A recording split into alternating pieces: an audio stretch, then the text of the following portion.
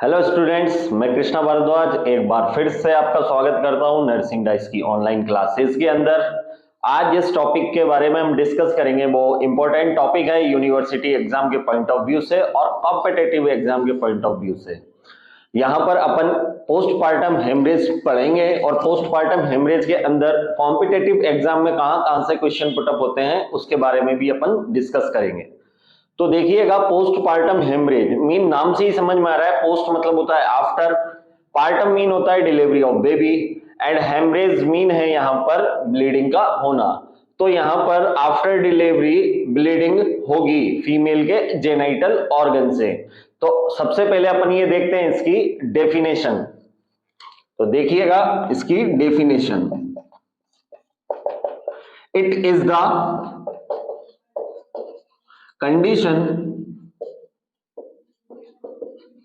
in which blood loss more than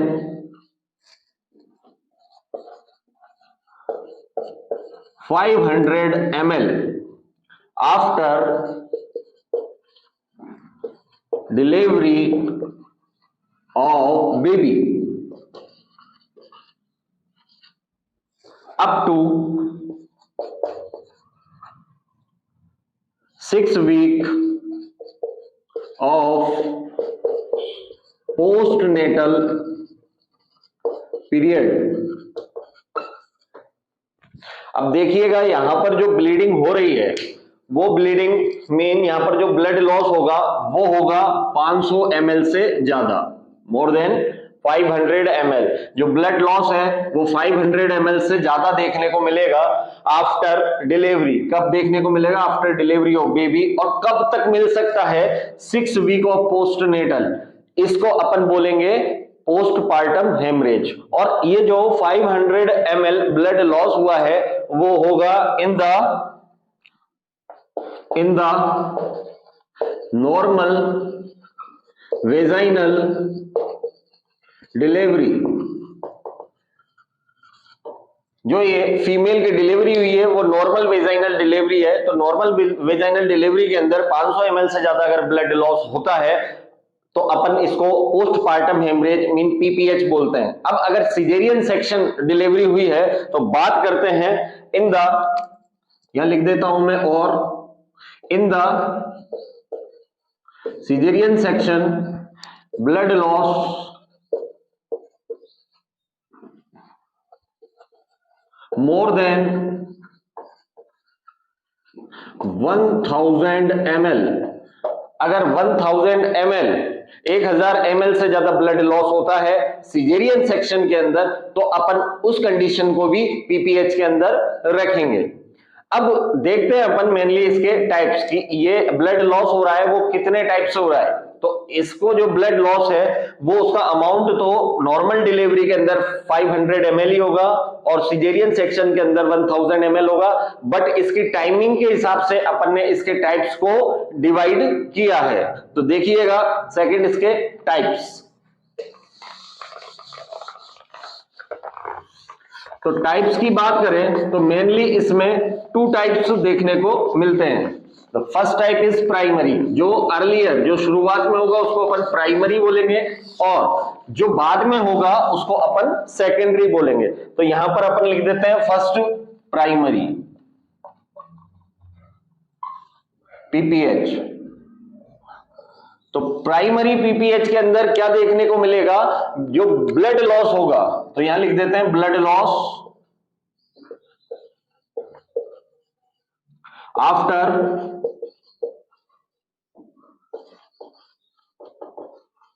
delivery and up to 24 hour. Mean यहां पर जो blood loss हो रहा है फीमेल के अंदर वो आफ्टर डिलीवरी देखने को मिलेगा। और कब तक देखने को मिल सकता है? तो वो देखने को मिल सकता है 24 आवर तक। अब अगर अपन बात कर ले सेकेंडरी की,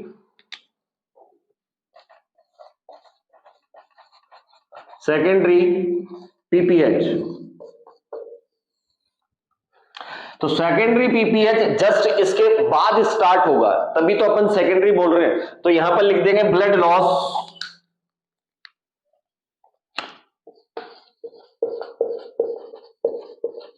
ब्लड लॉस आफ्टर 24 आवर, और कब तक हो सकता है, एंड अप टू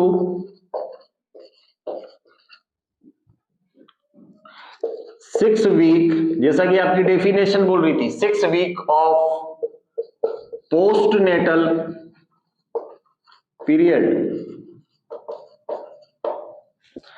तो अब देखिएगा मेनली जो टाइप्स हैं अपन के प्राइमरी और सेकेंडरी हैं। अब प्राइमरी टाइप्स को भी अपन ने 2 टाइप्स के अंदर डिवाइड कर दिया है। तो प्राइमरी को जो 2 टाइप्स में डिवाइड करा है, उसमें जो फर्स्ट टाइप है वो है थर्ड स्टेज हेमरेज। तो यहां पर लिख देते हैं अपन थर्ड स्टेज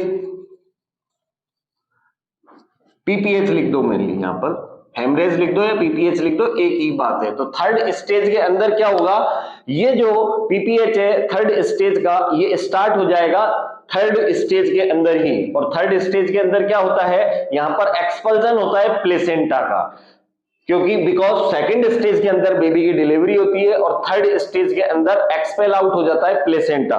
तो जो थर्ड स्टेज पीपीएच है, ये आपको कब देखने को मिलेगा, बिफोर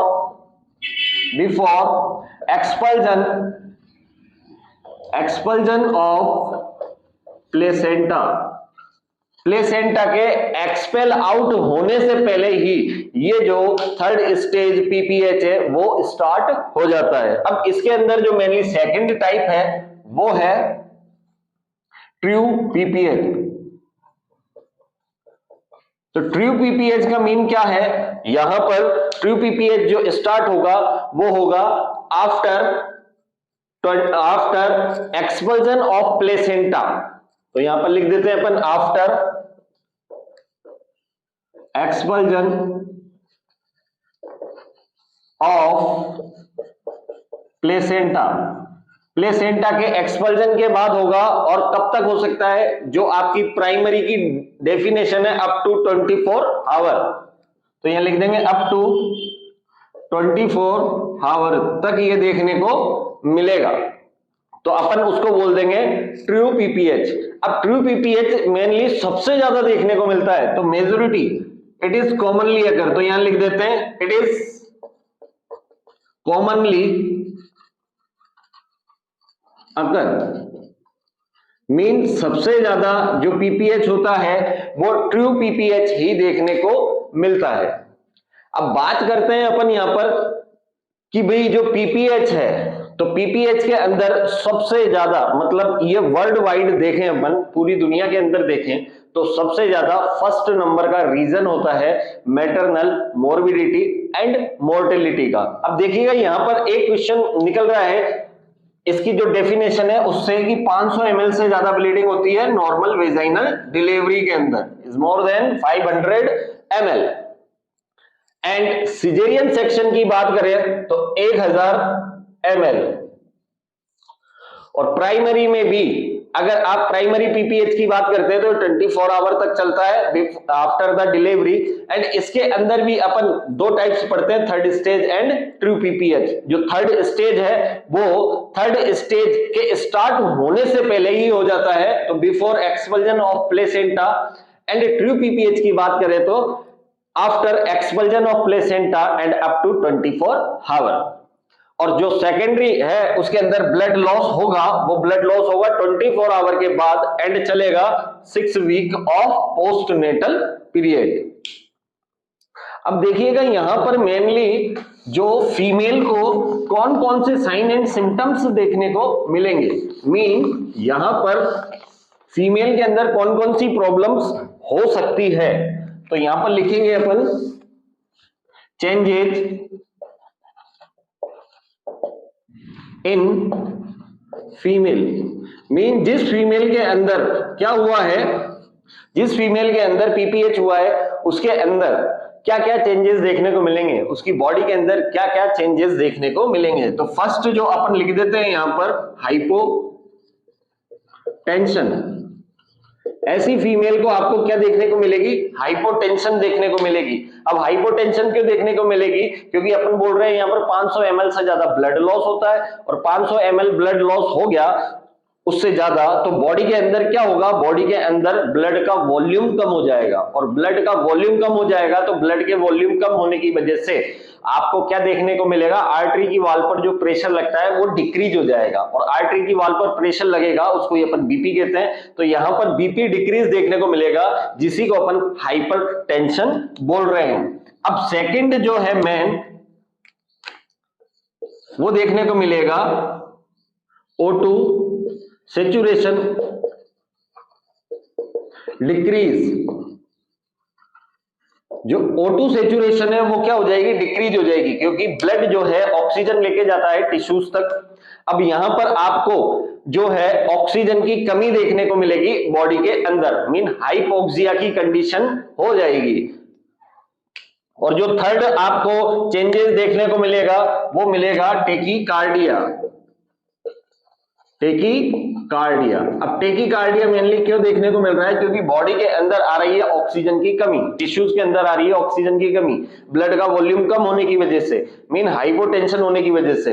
तो जो ब्रेन है वो ब्रेन हार्ट को ज्यादा कार्डियक आउटपुट निकालने के लिए ज्यादा स्ट्रोक वॉल्यूम बढ़ा देगा, स्ट्रोक वॉल्यूम बढ़ेगा मीन हार्ट बीट भी बढ़ेगी, क्योंकि heart beat into stroke volume होता है तभी कार्डियक आउटपुट निकलता है। तो यहां पर टेकीकार्डिया मीन हार्ट बीट जो है इंक्रीज देखने को मिलेगी, और टेकीकार्डिया अपन कब बोलते हैं, हार्ट बीट अगर 100 बीट पर मिनट से ज्यादा हो जाती है तो अपन बोल देते हैं टेकीकार्डिया। तो टेकीकार्डिया हाइपोटेंशन की वजह से यहां पर देखने को मिलेगा। तो मेनली ये जो 3 चेंजेस देखने को मिलेंगे फीमेल के अंदर, ये 3 चेंजेस कार्डियक से रिलेटेड होंगे।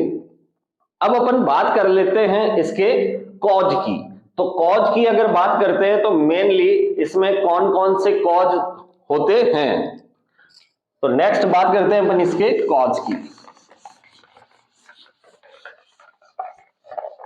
कॉज ऑफ पीपीएच, जो पीपीएच हुआ है फीमेल के अंदर तो उसके मेनली 4 कॉज होते हैं। तो फर्स्ट अपन लिख देते हैं यहां पर टॉन, सेकंड की बात करें तो trauma, third tissue, and fourth thrombin.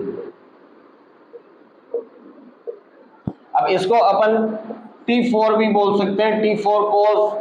अब क्वेश्चन अगर आता है आपका कंपटीशन में T4 कॉज कौन सी कंडीशन में देखने को मिलता है, तो T4 कॉज आपको पीपीएच में देखने को मिलता है, जिसमें फर्स्ट जो है आपका टॉन, टॉन मतलब जो यूट्रस की मसल्स हैं उनकी टॉनसिटी डिक्रीज हो जाएगी।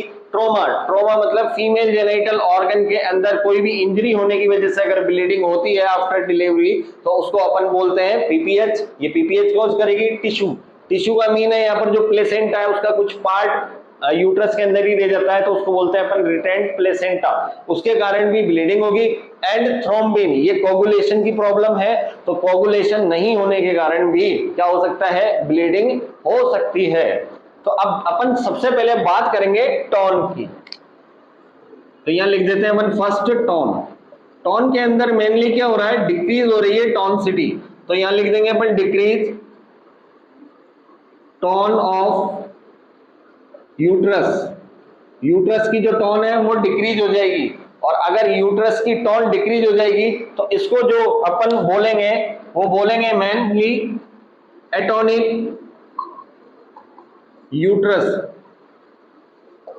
तो जो आपके कंपटीशन के अंदर क्वेश्चन पूछा जाता है कि एटोनिक यूट्रस किस कंडीशन में देखने को मिलता है, तो एटोनिक यूट्रस पीपीएच में देखने को मिलता है।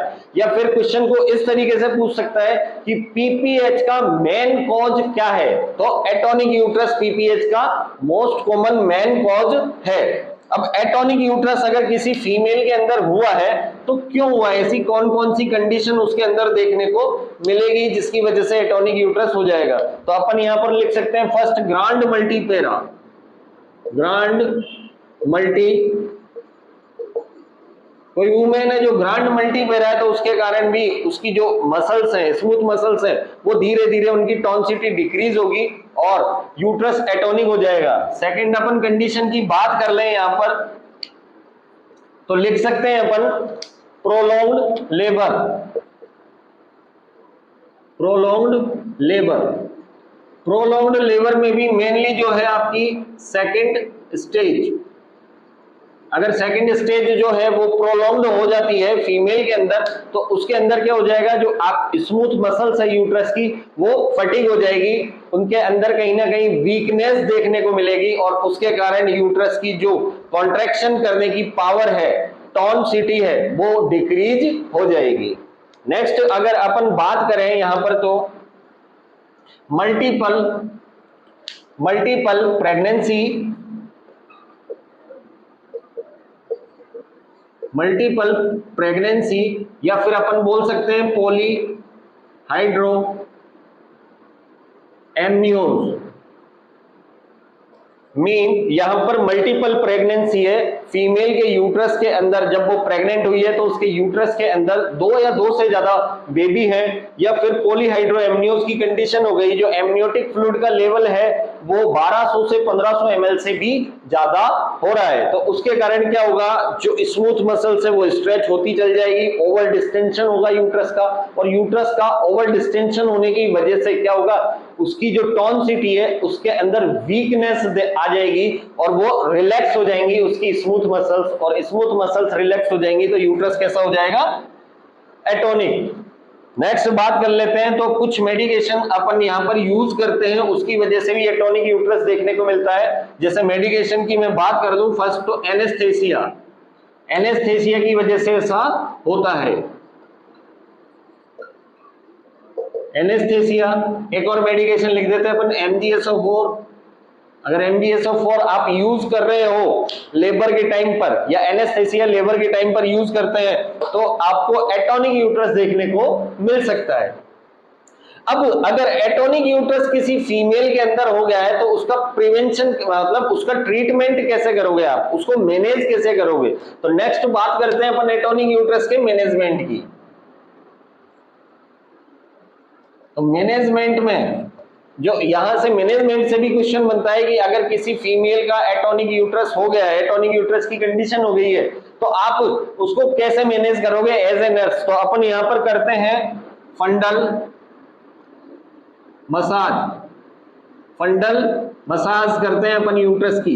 अब यूट्रस की क्या करोगे आप, फंडल मसाज करोगे। फंडल मसाज करने की वजह से क्या होगा, जो फंडस है उस एरिया पर अपन बाहर से क्या करेंगे, मसाज करेंगे बाय द हैंड, और मसाज करने की वजह से क्या होगा, कॉन्ट्रैक्शन, कॉन्ट्रैक्शन इंक्रीज होंगे, और कॉन्ट्रैक्शन इंक्रीज किसके अंदर होंगे, यूट्रस के अंदर कॉन्ट्रैक्शन इंक्रीज होंगे, और यूट्रस के अंदर अगर कॉन्ट्रैक्शन इंक्रीज हो गए तो जहां से प्लेसेंटल आर्टरी से ब्लड आ रहा था तो प्लेसेंटल आर्टरी भी क्या हो जाएगी, कॉन्ट्रैक्ट हो जाएगी, और कहीं ना कहीं ब्लीडिंग जो हो रही थी, ब्लड लॉस हो रहा था, उसके अंदर आपको कमी देखने को मिलेगी, मतलब ब्लीडिंग को रोक सकते हो आप ऐसा करने से। तो यहां पर क्या होगा, कॉन्ट्रैक्शन इंक्रीज होगा, और कॉन्ट्रैक्शन इंक्रीज होने की वजह से जो ब्लड लॉस हो रहा था वो डिक्रीज हो जाएगा, डिक्रीज ब्लड लॉस। तो एक तो ये आपका ट्रीटमेंट है। अगर सेकंड बात कर देते हैं अपन कि आपने जो है यहां पर फंडल मसाज की, और फंडल मसाज करने की वजह से भी क्या हुआ, फंडल मसाज करने से भी अगर मैनेज नहीं हो पाती है कंडीशन तो अपन मेडिकेशन देते हैं यहां पर। तो कौन सी ड्रग्स देंगे अपन, तो जितनी भी ड्रग्स कॉन्ट्रैक्शन करवाती है यूट्रस के अंदर वो ड्रग्स दे देंगे, क्योंकि कॉन्ट्रैक्शन करवाने पर आप जानते हो कि यूट्रस जब कॉन्ट्रैक्ट होगा तो उसकी जो आर्टरी है उसके अंदर भी कॉन्ट्रैक्शन देखने को मिलेगा, और आर्टरी के अंदर कॉन्ट्रैक्शन हो जाएगा तो जो ब्लड लॉस की कंडीशन बन रही थी उसके अंदर कमी देखने को मिलेगी। तो अपन यहाँ पर ड्रग्स की बात कर लेते हैं। तो यहाँ पर कॉन्ट्रैक्शन करवाने वाली जो मेनली ड्रग्स है ऑक्सीटॉक्सिन, ऑक्सीटॉक्सिन प्रोवाइड करवाएंगे किसको, वुमेन को। अभी अपन ने बात करी थी फर्स्ट कॉज की, टॉन की, अब बात करेंगे अपन सेकंड कॉज जो है अपना ट्रॉमा। अब ट्रॉमा के अंदर मेनली होगा क्या, तो ट्रॉमा का मतलब है इंजरी, तो यहां पर जेनाइटल ऑर्गन के अंदर इंजरी देखने को मिलेगी। तो यहां पर अपन लिख देते हैं it is condition in which genital organ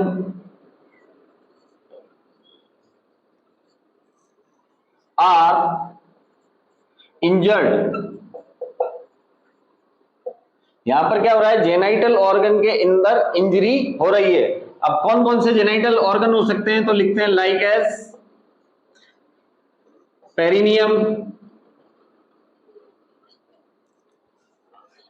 cervix, vagina and uterus.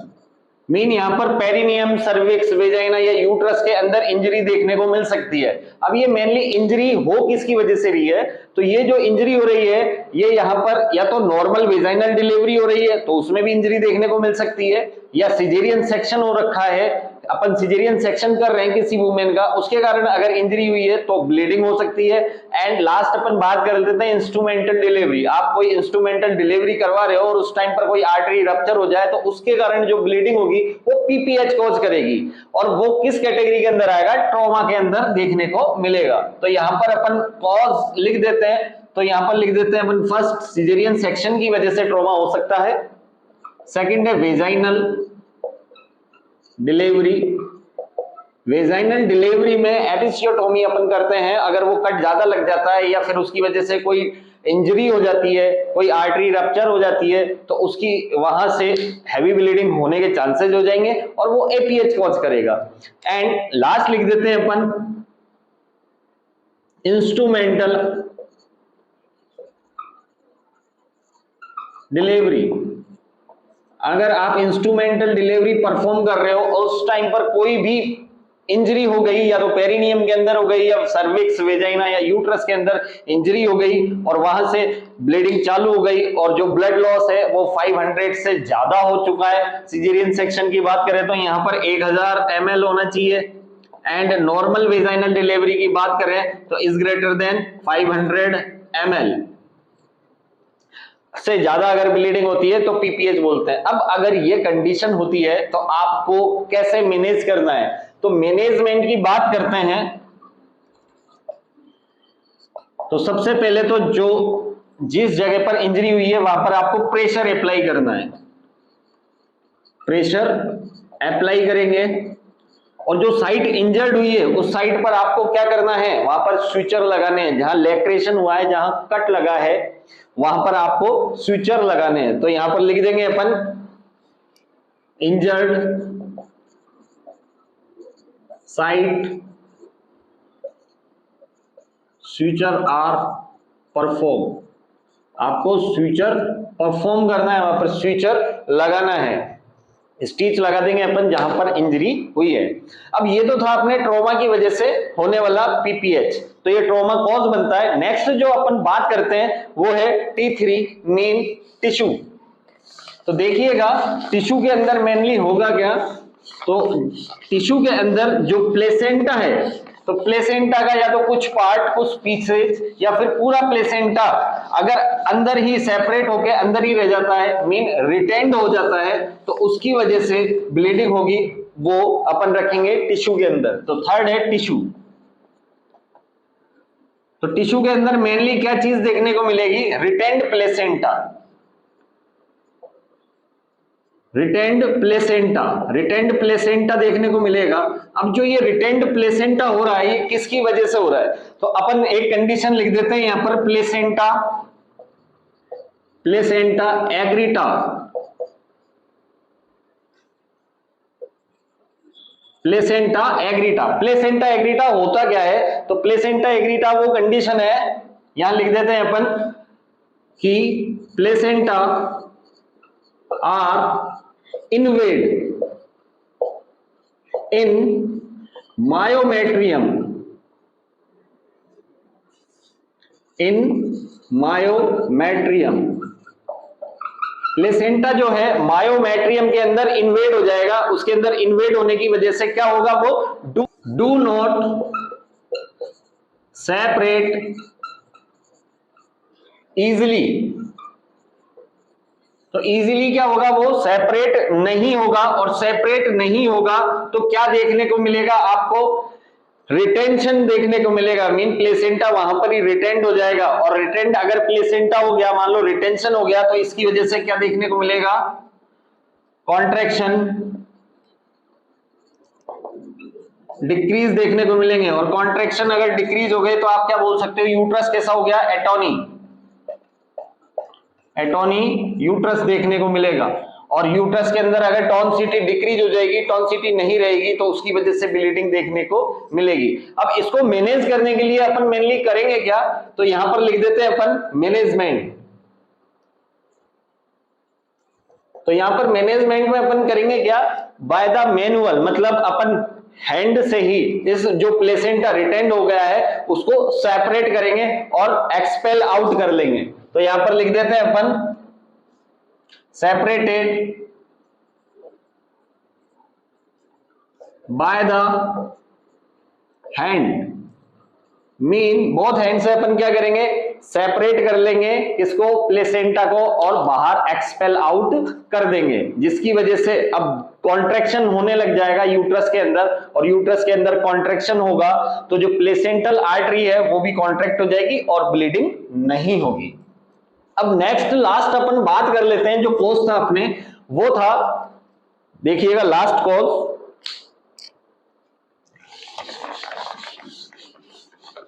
Last cause की बात करते हैं अपन, थ्रोम्बिन। थ्रोम्बिन नाम से ही समझ में आ रहा है, यहां पर प्लेटलेट्स मिलकर क्या करती हैं, थ्रोम्बस का फॉर्मेशन करती हैं। थ्रोम्बस मीन ब्लड का क्लॉट।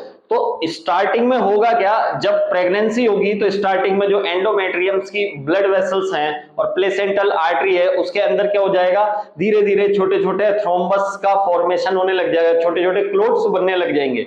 एंड जब सेपरेशन का टाइम आएगा, मीन थर्ड स्टेज जब टाइम आएगा, प्लेसेंटा सेपरेट होगा, तो उस टाइम पर जो थ्रोम्बस का फॉर्मेशन है वो नहीं हो पाएगा, और वो नहीं होगा तो वहां पर ब्लीडिंग देखने को मिलेगी। तो अपन यहां पर लिख सकते हैं, it is blood clotting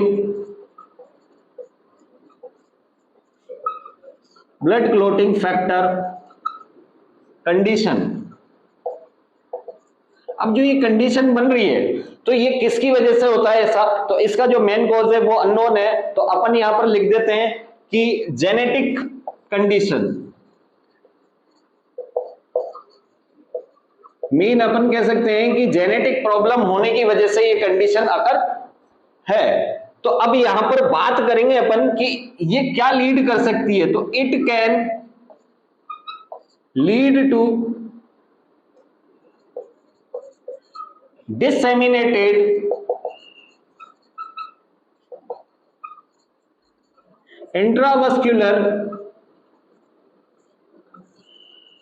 intravascular coagulation. यहां पर इंट्रावस्कुलर कोगुलेशन देखने को मिलेगा, और वो भी कैसा, डिसेमिनेटेड। तो यहां पर हैवी ब्लीडिंग देखने को मिलेगी। तो ये तो थे अपने मेनली 4 कॉज पीपीएच के।